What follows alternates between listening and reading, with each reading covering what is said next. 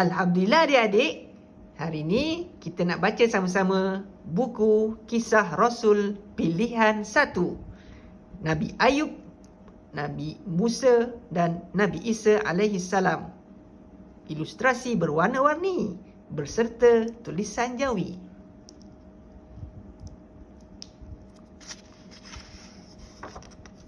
Kita mulakan dengan lafaz Bismillahirrahmanirrahim. Dengan nama Allah yang Maha Pengasih lagi Maha Penyayang. Kisah Rasul Pilihan 1. Nabi Ayub, Musa dan Isa alaihi salam. Kisah pertama, kisah Nabi Musa alaihi salam dan istana Fir'aun.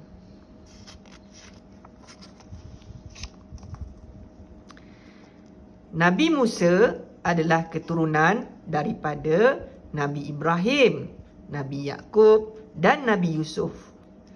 Pada zaman Nabi Yusuf, semua adik-beradik termasuklah sebelah bapanya, Nabi Yakub, telah berpindah dan menetap di Mesir. Lama-kelamaan, keturunan mereka semakin ramai dan membiak. Keturunan ini akhirnya menjadi besar dan dipanggil bangsa Israel.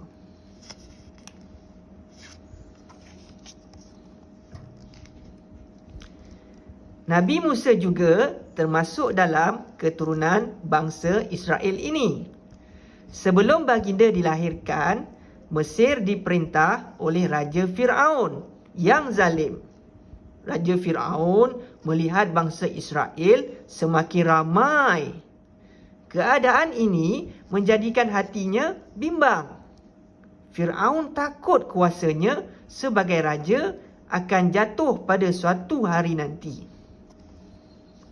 Fir'aun menjadi lebih bimbang apabila tukang sihir mengatakan seorang lelaki dari bangsa Israel akan melawan dan menumbangkan kerajaannya.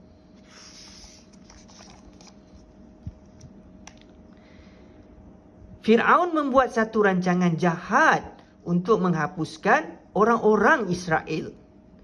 Pada suatu hari, Fir'aun mengumumkan bahawa semua anak lelaki dari bangsa Israel yang baru lahir hendaklah dibunuh.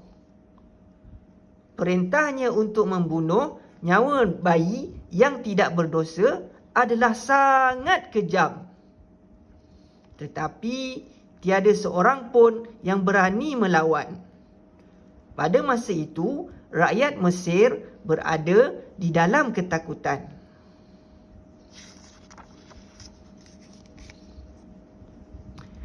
Tentera-tentera Fir'aun mula menjalankan tugas mereka.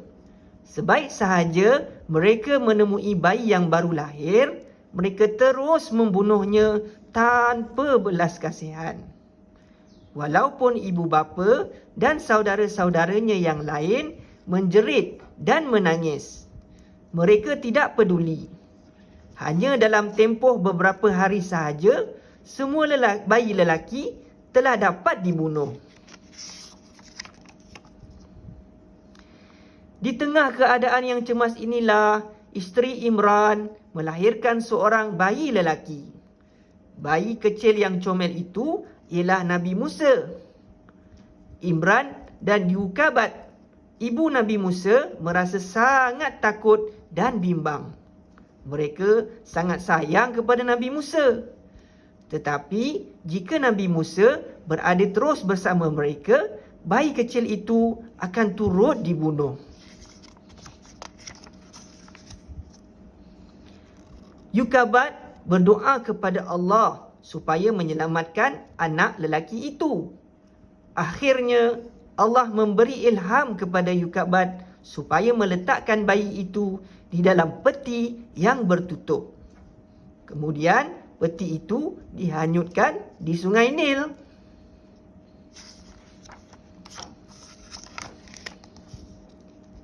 Yukabat menyuruh anak perempuannya, kakak Nabi Musa, mengikut peti yang hanyut itu. Allah sajalah pembantu kepada keturunan yang mulia ini. Peti terus hanyut dan bayi di dalamnya tidur nyenyak. Anak perempuan Yukabat terus memerhati dan mengikut ke mana sahaja arah peti itu dihanyutkan oleh air. Sekali-sekali dia menyorok di batu-batu besar yang ada di tebing sungai supaya orang tidak dapat melihatnya.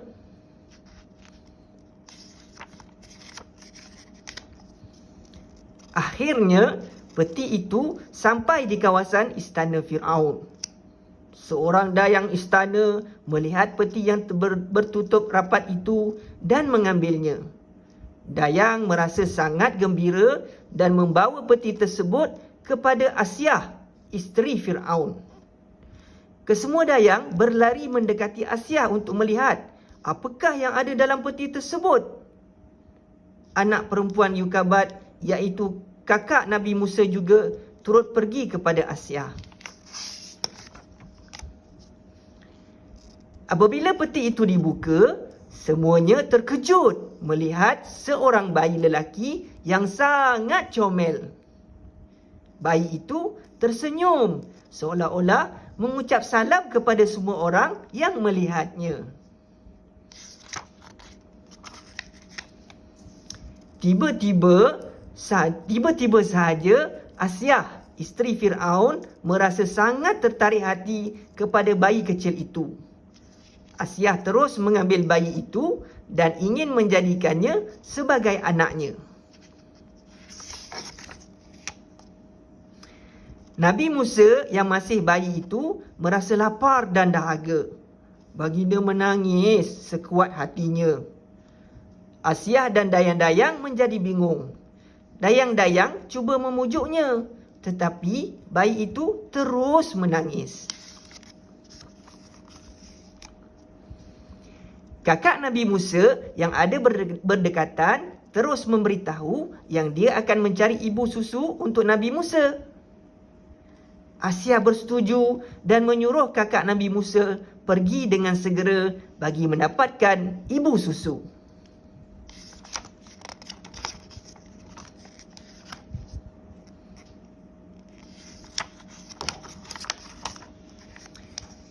Begitulah rancangan Allah yang maha pengasih lagi maha penyayang. Tiada seorang pun tahu bahawa gadis tersebut kakak kepada bayi comel itu. Dan ibu yang menyusukan Nabi Musa itu merupakan ibunya sendiri. Tidak lama kemudian, datanglah kakak Nabi Musa dan ibunya Yukabat. Sebaik sahaja bayi mendapat susu ibu, tiada lagi bunyi tangisan. Bayi merasa kenyang dan wajahnya semakin comel. Sejak hari itu, Asyah menyuruh Yukabat tinggal di istana dan menyusukan Nabi Musa setiap hari. Hari terus berlalu. Nabi Musa besar di istana Fir'aun. Baginda menjadi anak angkat Fir'aun dan dibesarkan sebagai anak raja. Walaupun begitu, Nabi Musa tidak pernah melupakan orang-orang Israel yang hidup dalam kesusahan. Nabi Musa sentiasa berfikir untuk menolong mereka.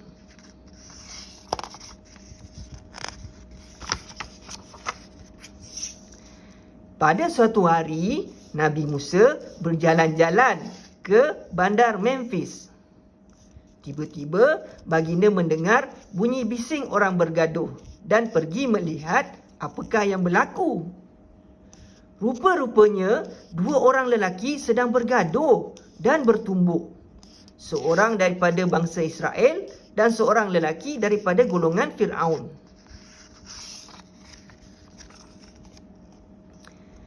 Samiri ialah seorang lelaki berbangsa Israel, meminta bantuan Nabi Musa apabila ia telah hampir kalah. Nabi Musa pun terus menumbuk lelaki dari istana Fir'aun itu. Lelaki tersebut jatuh dan mati di situ. Nabi Musa terkejut melihat kejadian itu kerana baginda tidak berniat langsung untuk membunuh.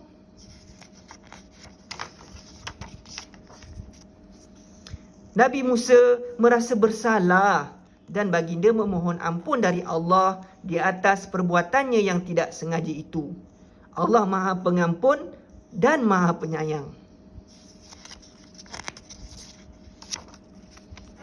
Sejak peristiwa itu, Nabi Musa merasa takut dan bimbang. Pada suatu hari yang lain, Nabi Musa keluar ke kota lagi. Baginda bertemu sekali lagi dengan Samiri. Samiri memanggil Nabi Musa untuk meminta pertolongan. Baginda datang mendekati musuh mereka dengan keras.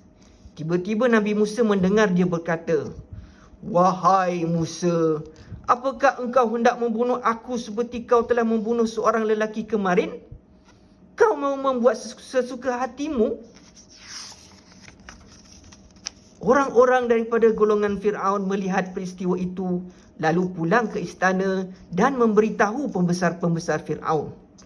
Apabila mendengar cerita tersebut, pembesar-pembesar Fir'aun berpakat untuk menangkap Nabi Musa dan membunuhnya.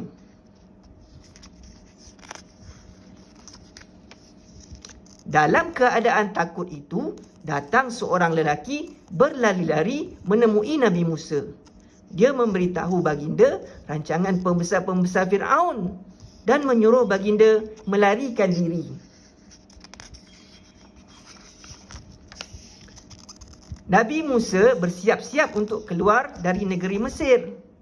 Nabi Musa terus berdoa kepada Allah supaya memberi perlindungan kepadanya.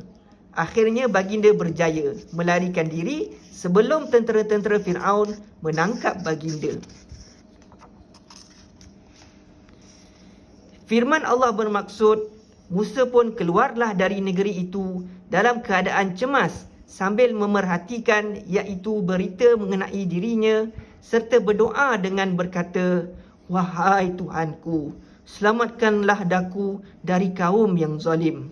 Surah Al-Qasas ayat 21. Demikianlah kisah pertama Nabi Musa dan istana Fir'aun. Kita jumpa lagi adik-adik. Assalamualaikum.